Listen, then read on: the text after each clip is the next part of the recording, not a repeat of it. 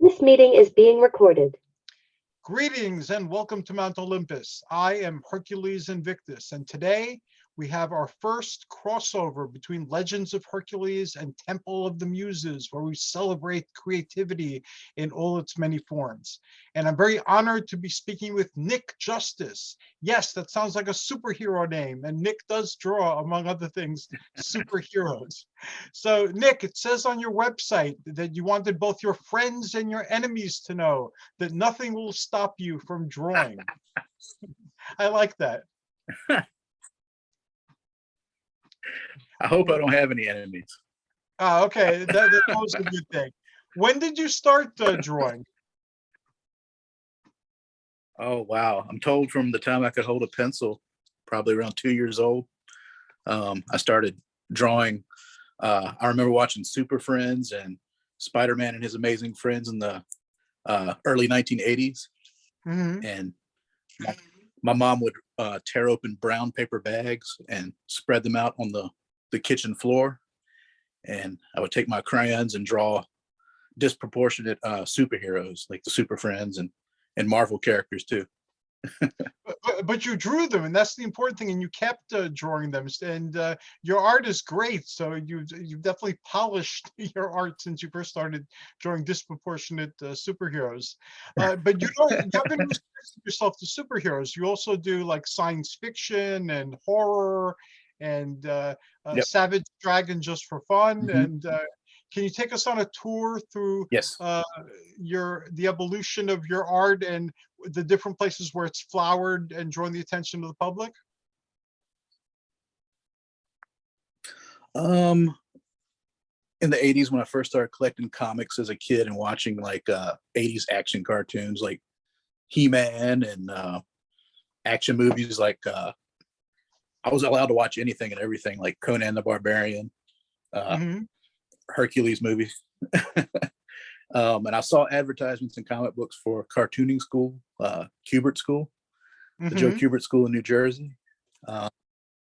But after high school graduation, I pursued fine arts at Virginia Commonwealth University for a couple of years, and then worked in the real world for several years as a correctional officer. Oh, wow. And I said, I need to get back to art school because that's my passion. So that's when I went to the Kubert School at 30 years old. From 2008 till 2011, graduated there and been a struggling freelance artist since then. Working for, basically just doing commissions, a lot of commission work. Been fortunate enough to have a lot of people buy original artwork from me. And just beating the pavement, tabling at conventions, comic book conventions, showing my work to as many independent companies as I can, and started to get more. In the past couple of years, it's been a while, but in the past couple of years, I've started to get some published work with independent comic companies, which is really cool. So I'm just grateful to keep the ball rolling. And I saw one of your pieces for Gods of Brutality, and that's how we met in the Gods of Brutality fan group that Legends of Hercules put up, because the Hercules is in there. It was incredibly awesome. yes. Have you done any other artwork for them?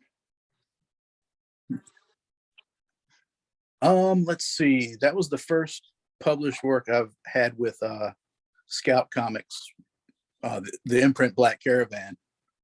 Was that cover. I'm actually at my mom's today because my internet is so horrible, so I had to come over here and leech off of her internet. So I brought a couple things to show you though. Sure. I brought the cover inks. That's Oh, very cool. my cover to Gods of Brutality. Before colors, my buddy and fellow graduate at the Kubert School, his name is Nick Capone. I got him to color the piece for me. What else have I done? Oh, I did another cover for a Scout title called Stake. It's a modern vampire comic, but that was all hand colored, like I typically do my commissions, hand drawn and hand colored traditionally. And it was just solicited this month. My third published work with them is going to be, I have a few pages in a new Black Caravan comic, and it's a horror book called Canceled. So I have a few pages in that I penciled and inked, and I've done a couple of variant covers for that too. So that's really cool, in conjunction with a couple of different comic shops. So I'm just trying to get freelance gigs, cover gigs wherever I can. Yeah, so that you had on one of your pages, you had some album art also pictured. So did you get into album art as well? Album Got art? an app for you? Trying to recall. I haven't done any album art personally. My good friend Lindanovich has done some album art. I did a piece for a fan art piece that has been bootlegged a lot. So, okay, but for a band called Clutch, it's been bootlegged on T-shirts and stuff. So I did that my first year in school, I think in 2008 at the Kubert School. So it's gotten a lot of mileage. Your art shows different styles also. You know, you tend to encapsulate the style of art. Like, for instance, your Star Wars art is quite distinctive and very Star Wars. Thank you. Your other art too, and in your tributes to the schools that you went to, the comic art schools, the art feature is very much in the spirit of like Kubrick, like you mentioned, you know. So that takes a lot of talent, you know, to adopt your own style into various other styles without losing your artistic expression, but better encapsulating, you know, what they represent. Are you a big Star Wars fan? I am. I grew up. I remember those are some of the first movies I saw were the original trilogy. I remember sitting and watching those when they would air on TV. I was really excited when George Lucas did the what are they called, the revamps, when they came out in the late 90s or the mid 90s, before the prequel trilogy, the special editions. Yeah, actually got to go see the special editions in theater. I remember that. And since I do a lot of like Bruce Timm style animated homage commissions and things, people also started to get a lot of Star Wars animated style work from me, like Clone Wars influence pieces and Star Wars Rebels pieces. Even a lot of like other 80s animation properties like G.I. Joe and Transformers. I've done a fair amount of that kind of stuff for people. I just finished compiling a 100-page art book, and it took me over a week to just like cherry pick my favorite pieces that I've done over the past few years and assemble this book that I'm self-publishing. Oh, awesome. So that's the next big project on my table. Will it be available on Amazon, or do you have a publishing house that you'll be doing it through? I typically self-publish all of my, over the past couple of years. I've done a couple Kickstarters and self-published that way. This time I'm not doing a Kickstarter, though. I'm not even bothering. I'm just through social media, grassroots effort. Tell your friends, tell your enemies to get the word out. So I've done fairly well on Kickstarters and stuff. So I think that core crowd will probably just contact me through Facebook or Instagram and pick this book up, hopefully. Yeah, I'm in my 60s. I'm still learning about the Kickstarter and GoFundMe and all that. Yeah. All those platforms. So feel free on in the groups that you belong to put links every time you're doing something. Okay, cool. Will do. I'm a little slow to these things too, so I'll have to figure that out. Sometimes I forget to supply links and things. So I'll do that. It took me forever to learn how to do this that we're doing now, the Zoom. I resisted it for so long. I had to be walked through it countless times, and it's really easy, but it took quite a while to get here. Yeah, you're ahead of me on that. I only really started learning about Zoom the past couple of years during COVID, when my son had to do school remotely. So it was out of necessity. I had to learn how to navigate it as best I can. So you're coming out with a book. Your Mhm. other works are also available in self-published form, and also through the work that you've had published. Yes. Which of your websites are like, for somebody who wants to explore your artistic endeavors and expression, what website would you recommend that they go to first? What I typically do is I post to Instagram first. That's where I'll post sometimes 2 to 3 times a day, maybe more if I'm really on a roll. And I have that set up so it's linked directly to Facebook and Twitter. Occasionally I'll make a post directly to Facebook or Twitter, but most of the time it's Instagram first. And since it's connected to the other 2 platforms, it just automatically posts to there as well. You're primarily Instagram. I'm primarily Facebook. Again, it's the demographic. I'm in my 60s. That's where all the people I normally talk to are. But I have an Instagram account, a Twitter account. I rarely, if ever, use them. A LinkedIn. For a while, my profile was one of the 10% top profiles looked at on LinkedIn, but nothing ever came of that honor. But yeah, there's so much out there, and it's you could lose yourself just reading and writing mail. You can just get into that, and that becomes your life in a very short period of time. That's actually how I found out years ago, when the internet was first starting up, early 90s, and Savage Dragon first started in 1992, was published by Image Comics.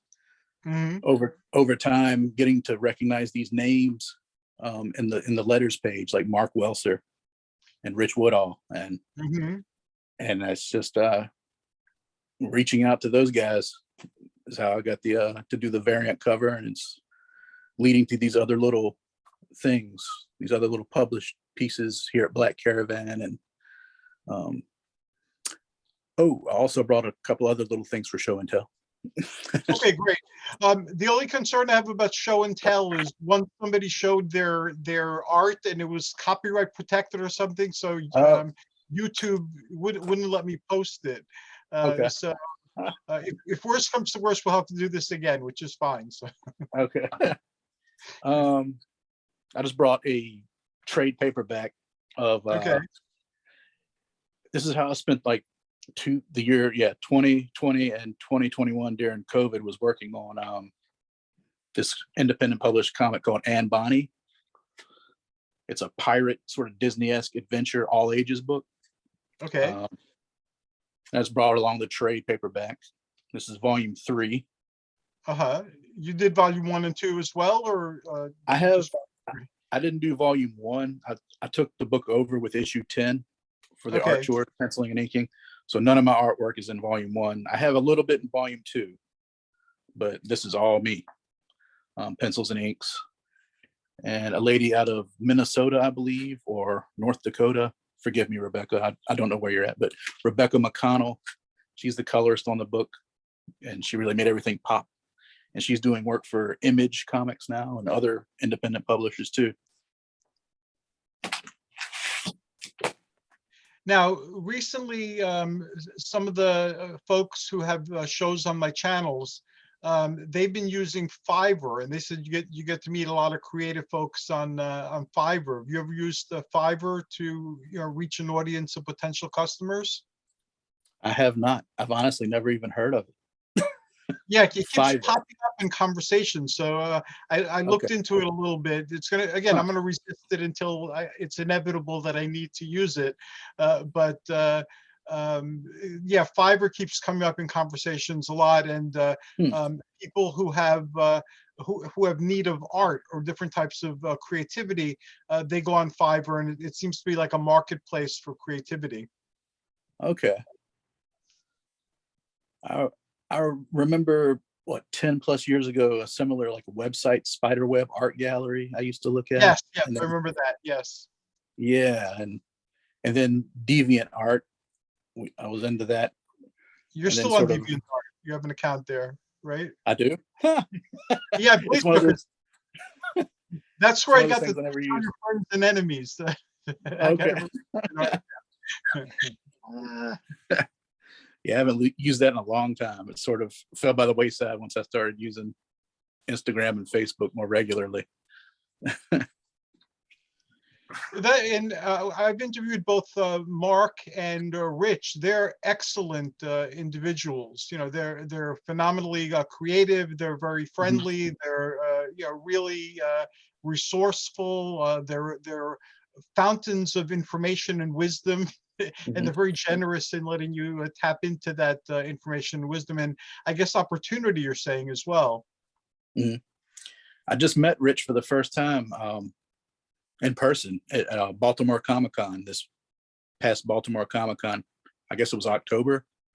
And I had never tabled at that show, and I made it a point to meet him. He was just a couple of tables away from me, so that was really cool to finally meet him and speak and gush a little bit. Yeah, but he's a really, really nice guy. And from what I hear from people that have worked with him, he's very creative. He's an idea guy. Ideas flow, and they're good ideas. Some are executed and brought into some sort of form right away. Others are shelved for a little while, but that he's full of ideas. I like Gods of Brutality very much. It's very different than any interpretation of the legends of Hercules and his harrowing of hell that exists. So it's quite unique and quite distinct. And it seems as much a homage as it does a parody at times. So you don't really know, how tongue in cheek the homage that is really obvious and stands out is in any particular issue. But it's a lot of fun. It's again very different, not politically correct. Right.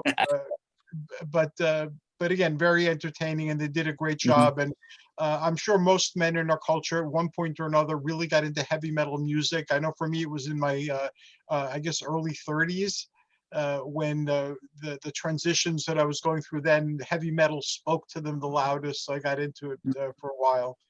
Cool. But a really great combination of themes into a really fun comic, and I'm glad that that's continuing. And again, I'm glad that you're part of that adventure, through your art. I just picked up the 4th issue today too. I didn't realize it was sort of the end of the first story arc. I hope they continue to do more issues. I get the impression this was it. I don't know. I haven't read the issue yet. I just picked it up right before our meeting here.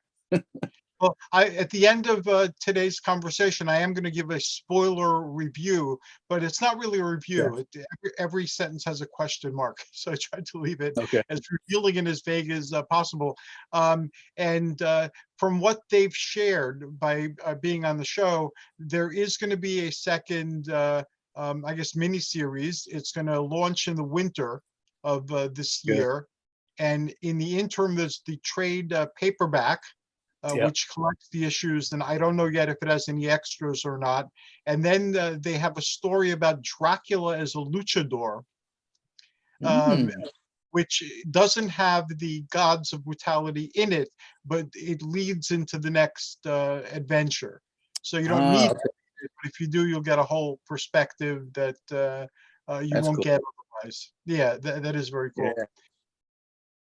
And have you done any other things for Black Caravan?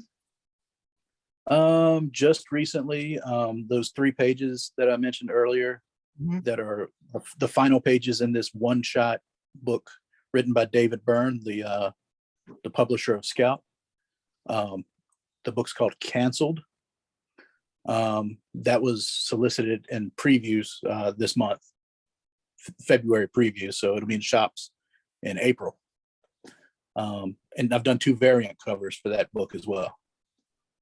So those just got colored by Nick Capone, the same friend that colored my Gods of Brutality cover. So it sounds like you have friends and you go on art adventures together where you help each other with different art tasks, and you produce comics and other artistic artifacts. It's a good idea to have friends that enjoy similar genres and enjoy the comic art, producing it. And if I have a friend that happens to be a better colorist, by all means, I'm going to ask them to color for me, and I'll pay them, because I'm no colorist unless I do it by hand. And most things, today published are digitally colored. So, and I'm hands off with that. Now you have on, I guess that maybe it was DeviantArt. You have like some Savage Dragon pages just for fun. You labeled them, and you spoke of Savage Dragon now. I was totally oblivious to Savage Dragon. I remember Savage Dragon. I remember seeing the comic book covers. I remember that there were toys and a cartoon, but I was into Conan the Barbarian and things and mythical things. So I just kind of let them all go. And through Rich and Mark, I discovered like the mythical dimensions, and I've been reading that. You also speak fondly of Savage Dragon. How did you discover Savage Dragon, and what resonated most powerfully with you? Let's see. I was just a big a fan of Eric Larson, and I followed him from his work on Spider-Man at Marvel. And once I got news that he was going to be producing a comic, all of his own, creator-owned characters, I was all over it. I was 12, 13, I guess, in 1992 when Savage Dragon started coming out. Did Mark tell you about the upcoming, it's going to be solicited in April, the Super Freaks book from Image? No, I don't think so. Oh, okay. I made they announced it on their podcast, on the Fanatics. I'm sorry, I can't think of the name of the podcast right now. It's escaping me. But we're buddies with the host of that show too. And that podcast, they put together, they compiled this book, black and white book. Mark Welser has a 5 or 6 pager in it. I have 5 or 6 pages in it as well of art. Awesome. So the book is going to be called Super Freaks, if I'm correct. And it's going to be solicited in April and in stores in June from Image. So this will be my first Image published work, which is, what's the expression? Oh, bucket list. It's a bucket list thing for me. That's always great when you get to do something on the bucket list. I remember for me, I always wanted to fly a plane, and I actually got to fly a plane. After that, I had no other desire to fly a plane again, but I did it, and I was up in the air for like an hour and a half flying this little plane with an instructor. So bucket lists are great, and we get to cross something off the bucket list. It's a phenomenal feeling. We'll have to celebrate that when it comes out, and invite both you, Mark, and you guys can talk about the experience and your art in the book. Yeah, that'd be awesome. I mean, I've seen teaser previews of his pages. I assume he's seen mine too. His stuff is great. I know he did like full-blown gray tone work, ink wash work, it looks like. I'm not sure how he did all the tonal stuff on his work, but the pages look beautiful. Yeah, he does surprising things in his art. I wasn't familiar again with his art until this, and now that I'm getting like back issues of Savage Dragon, I'm seeing more of his stuff. But he does, especially in issue number 4, he does some really surprising and powerful things with the art. Cool. Yeah, I can't wait to look at it tonight. Once I get my son in bed and I have a little free time. So you had a dream since childhood. You pursued it. It took you into strange waters for a while, being like a officer, and now you left that and you're back doing your artistic endeavors. Where do you see the dream taking you? What would be like, what are the highest things on your bucket list that you'd like to do? Oh, to work on a creator-owned project full time, similar to Savage Dragon. That's the ultimate dream. I'm sure Mark might feel the same way, and he's getting a taste of that working on Gods of Brutality with Rich. That would be my ideal dream, to work on my own comic full time like that. And to I just worked on a project. I was art director for an upcoming cartoon. I've been working on that for a few months. So I have my first IMDb credit as art director, where I've been designing cartoon characters and scenery and weapons and all these sorts of things for this cartoon. And I thought you might like it. It deals with gods and Greek gods and the Christian gods. They're all together. It's sort of like an Adult Swim humorous language. It's like Gods of Brutality in animation form, but Oh, mixed great. mixed with The Simpsons and Family Guy. Can you give more details? What are you allowed to talk about? That is right up my alley. Yeah, it's called Godly, GOD -LY. If you go to IMDb and search now, you'll actually see like the preview page for it, the preview little poster that I did. It has the title and sort of this panoramic shot of all the characters. They are in the process of animating it, and I think they're almost complete with the voice casting for the actresses and actors for the characters. So I'm in disbelief. It's happening, which is. Oh, that is awesome. Yeah, I was out of nowhere. It was someone that's been getting commissions for me on Instagram and Facebook for the past couple of years. I had no idea that they did this sort of work, and he reached out to me and asked if I would like to work on this, and I was like, sure. And lo and behold, next thing I know, the IMDb credit is actually there. It's in existence. It's being made. Well, that is awesome. Yeah. I'm typing it in. There are real faces of real people that have been tapped, voice actors for the show. So I think the first episode is supposed to air next year, 2023. Oh, fantastic. Definitely devote a show or two to that when that launches. All right, I'm going to look at it later. Can I post it up on Facebook, a link to the IMDb? Yes, please. That'd be fine. Okay, Yep. I will gladly do so. And you're right. It does have like the cartooniness of Gods of Brutality. So it should be very interesting. And it's a comedy, I'm assuming. Yes, I read some script, and some of the things I had to draw. It's adult oriented in parts. It's like, whoa. I used to collect DVDs, but now everything's streaming, and they're not releasing a lot of the DVDs, anymore. Like things I would normally like buy, so I could watch them anytime I'd like. Now you could just turn on your TV and watch things anytime you'd like. So that sounds like something I'd want to own.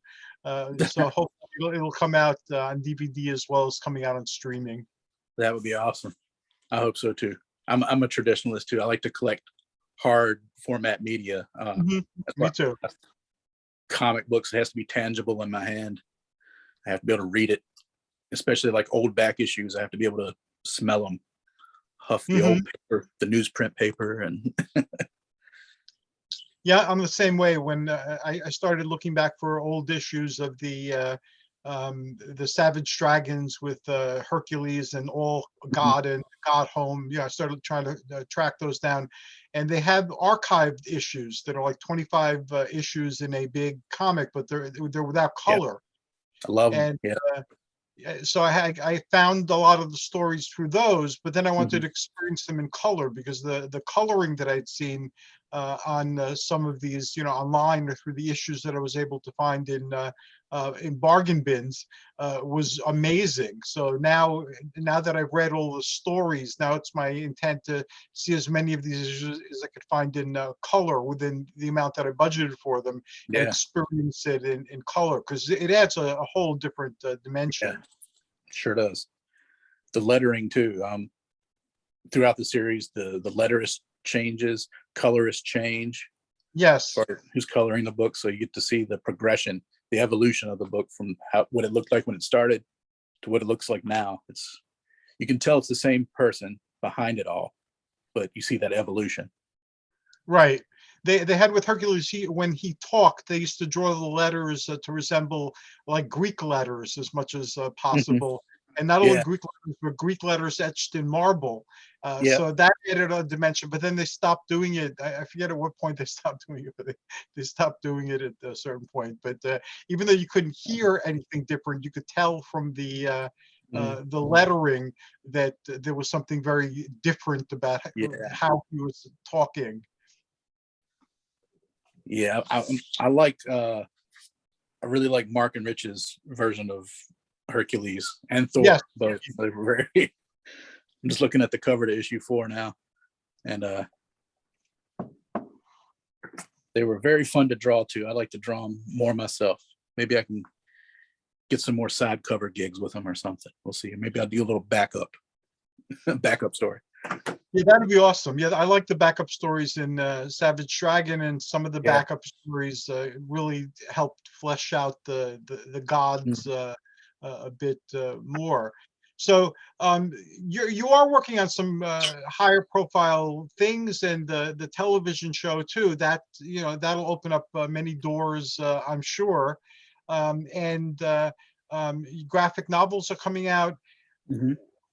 In terms of your own properties, do you have a stable of characters that you've developed that are looking for, basically a wider audience, or I'm sure you have. Self-published a couple of things. A few years ago, I self-published a book called Fantasy. I put that in the hands of Tom Mum, who's the publisher and editor at Blue Juice Comics. That led to me getting the gig for Anne Bonny. And other than that, it's a lot of self-publishing. I published a book called Serpent Handler. That's like a godly sci-fi, very Savage Dragon influenced book. I self-published that last year as well through and crowdfunded it, and just did a self-published book called Virginia Creeper with my buddy Lynn Danovich. I wrote and penciled, and he inked it and did the finishes, and we crowdfunded that as well. And it's just extra things to have on our table at conventions. I'll take my spare copies to the New Jersey shows or the Virginia shows or New York Comic Con, wherever I'm tabling, and just have that extra content for the table, so people will see what I've been up to and check it out. Versus, it's just better, I think, to have stuff like that, but besides fan art, to have Hmm. something on your table that's yours, that you're putting, that you own, or that you have a larger stake in, versus copyrighted DC or Marvel characters. We have a wealth of independent publishers now. I remember growing up, it was basically just Marvel and DC, Mm. and each one was very distinct in how they handled superheroes primarily. And then I remember when all the independent companies started popping up, and how all of a sudden there wasn't a right way to do a comic. It was it was just like unbridled creativity. And a lot of the comics that came out, there was a book called Edge of Chaos that I forget the artist's name, but I did a group to honor him, where he took mythical themes, and he took stories of Atlantis and a little bit of the Eric von Daniken Chariots of the Gods, and Uh, he mixed it all together. And unfortunately, that only came out for 3 issues. But there were a lot of a lot of really exciting things, and that continues to this day. Now, when I visit the comic shop every month or so, there's always a wide variety of titles and a wide variety of characters and a wide variety of styles. So I'm glad that that survived all the crashes that the comic book industry goes through every now and then, and that it's very much still a part of the landscape. Mhm. There's a lot more out there in comics than just superheroes. Yes. There's sci-fi fantasy and there's like crime, horror, all sorts of westerns, humor. I dabble. I try to get a little bit of whatever catches my eye, and not get stuck in a rut with whatever it is. I don't want to be narrow-minded. I want to get a little bit of this, a little bit of that. Like God's Brutality. It's There out you go. there. It's not sure. It is out there. Having said that, do you have a preference for a particular genre? Like you obviously liked superheroes and things when you were a kid and starting out with your drawing, and you like experimenting with all the different genres. Is there a genre that like calls you back time and again? Like with me, it was sword and sorcery for years, and the mythological stuff. And the balance has kind of shifted. I'm interested in other things, and I'll read other things like horror and science fiction and so forth. But generally, it's been either mythical or sword and sorcery predominating at any given time, and then the other ones being ancillary to that. Do you have a genre that calls you back again and again, that you prefer drawing in, that you prefer reading about? I'd say horror. Mm-hmm. One of my all-time favorite artists was a known horror comic artist, Bernie Wrightson. I remember. He did some illustration for Stephen King novels as well, and I've just always been attracted to his art and his line work that he produced with his brush work and pen and ink work. He illustrated like a gorgeous version of Mary Shelley's Frankenstein, and I would say horror because I just dabbled in horror and did that self-published book this past year, Virginia Creeper. It's mainly a silent comic, so you really have to look at the panels closely, beat for beat, in order to saturate what's going on in order for it to make sense. So that was a challenge. I'm no writer, but I tried. I'm not rich, not rich at all. But you're creative. You're very creative, and you seem to form collaborations with people that enhance the creativity that you're bringing to any project. So that's as much a gift as being a writer. Yeah, you have to be able to see other people's strengths. Hopefully, they can see yours. Acknowledge your weaknesses and work with each other to make a better product that other people will hopefully enjoy. Have you done any work with Marvel or DC? I have done licensed work for Marvel, not specifically for Marvel, but I've done work for Topps. Okay. And I've done, I forgot all about this. It's been a couple of years ago, but I just did a sketch card set for Upper Deck for Marvel, where you draw original sketch cards and they insert them randomly into packs of trading cards. Okay. I did a lot of Star Wars for Topps and a lot of Marvel cards for Upper Deck. Even did some Walking Dead because I like horror, so I did a few Walking Dead sets. And these are like hand-drawn little trading cards, 2.5 inches by 3.5 inches, hand-drawn, that they insert randomly into packs. Each set you might draw 50 to 100 cards depending on how many you feel like doing. And I was doing those a lot, probably right when my son was first born. So 2016 to 2018, I lost count of how many sets I participated in. But that got my work out there. That seems to be something, because I think Rich and Mark have also participated in the cards also. I remember reading on their, in with their creative Mhm. um, stuff.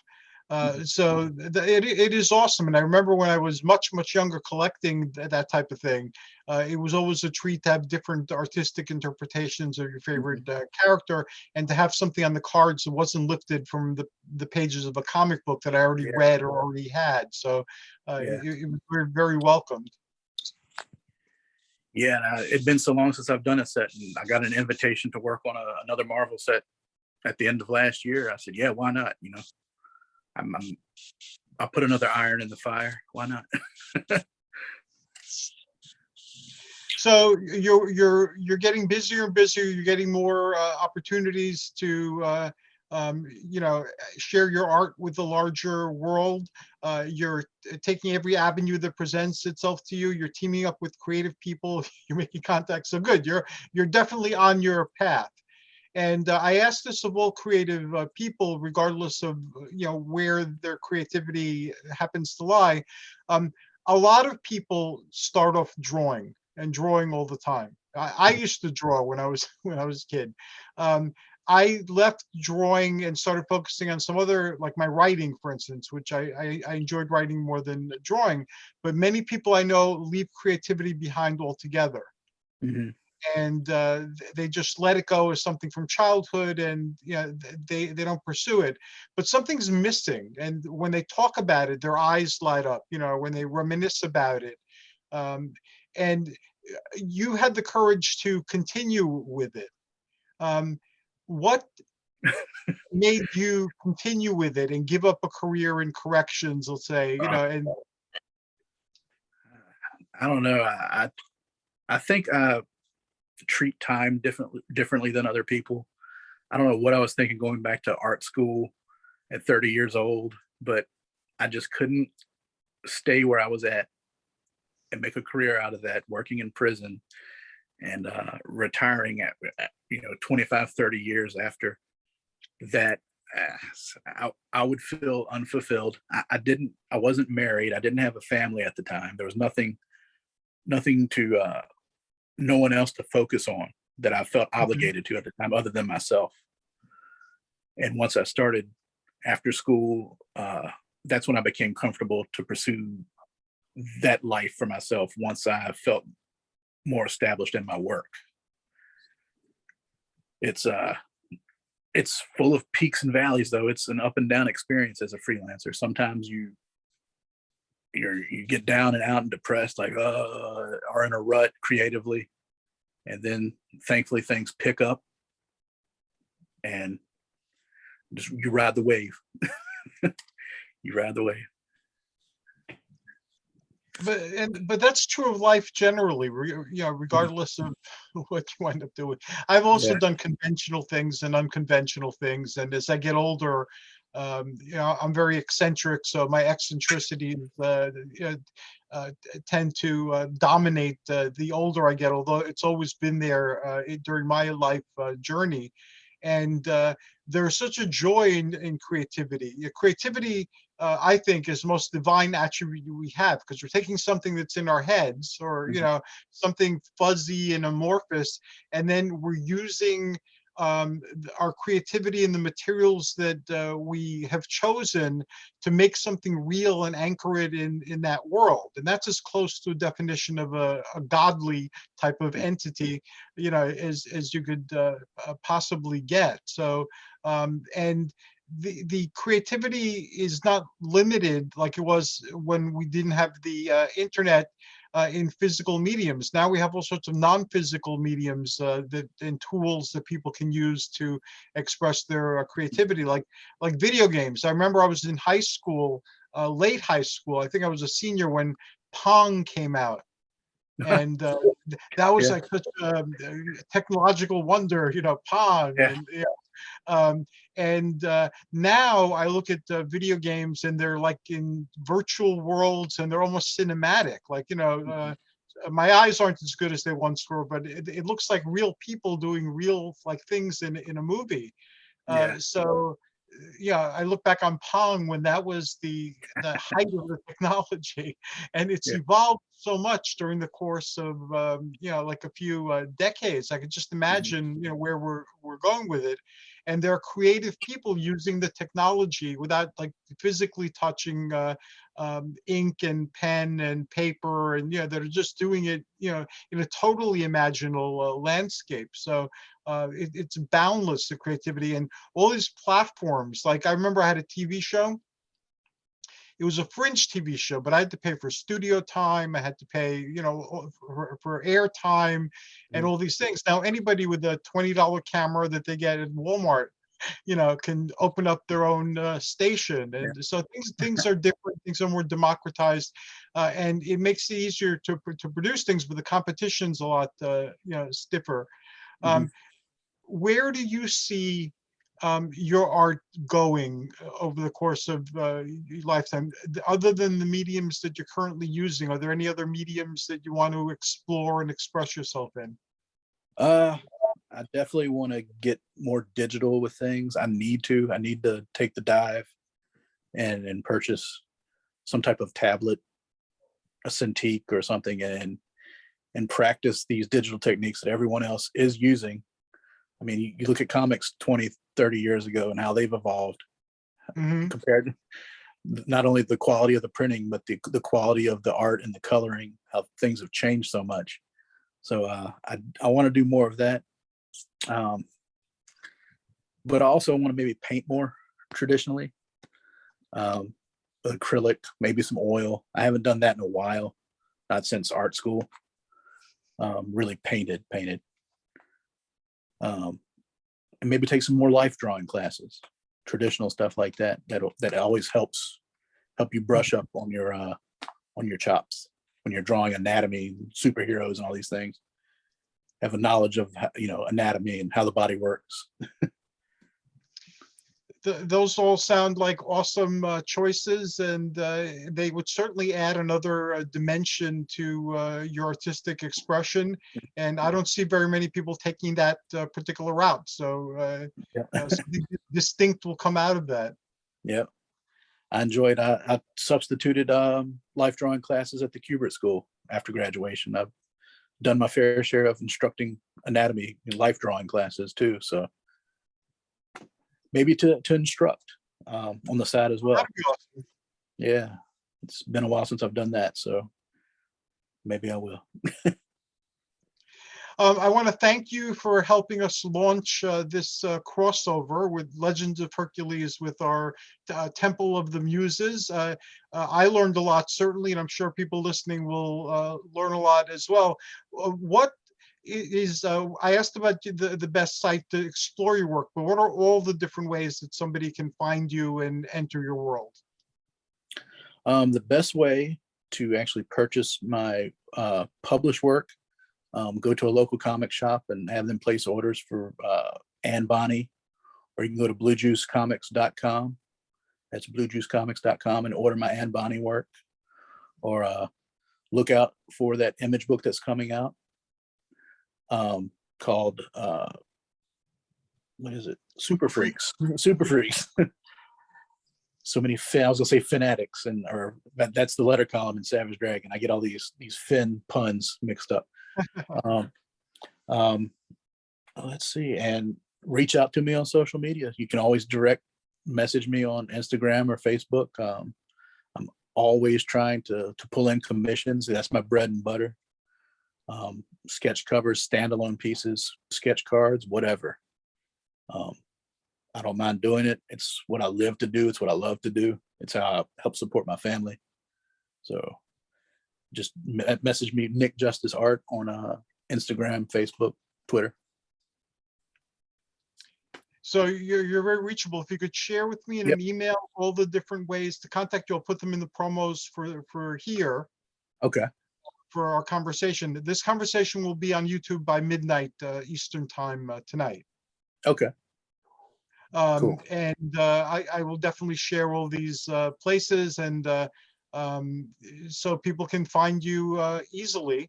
And I'm going to give a quick spoiler review of issue number 4 of Gods of Brutality. So if you don't want to know anything that's going on, I guess you Hey. can close your ears.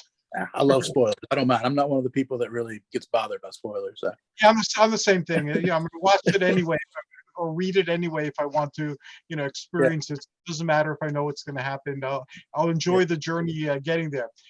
So those of you listening, if you don't want to know anything about the Gods of Brutality issue 4, feel free to tune out. But if you do, if you're curious at all, I will now share some of my impressions.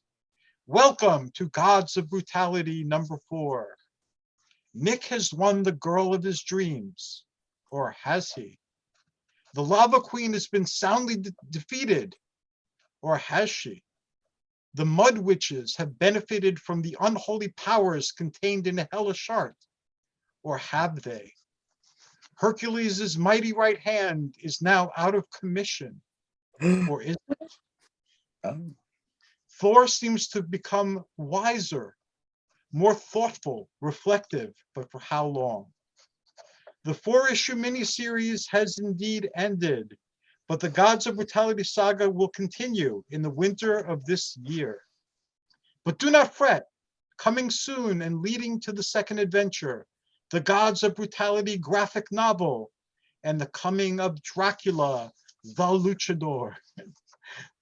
Thanks again. Nick, I really enjoyed talking to you, and I'm looking forward to talking to you again as your different projects become available. I wish you the greatest success in all your endeavors. Thank you for bringing the Gods of Brutality to life for me and being part of that process. And I'm looking forward to exploring your other work. Thank you so much for having me. It's been a pleasure, and hope to talk to you again soon. That will indeed definitely happen. And thanks to everybody who tuned in later on YouTube. Until next time, this is us wishing you joyous journeys and amazing adventures. Good night, and thanks again, Nick. Thank you. Good night. Good night.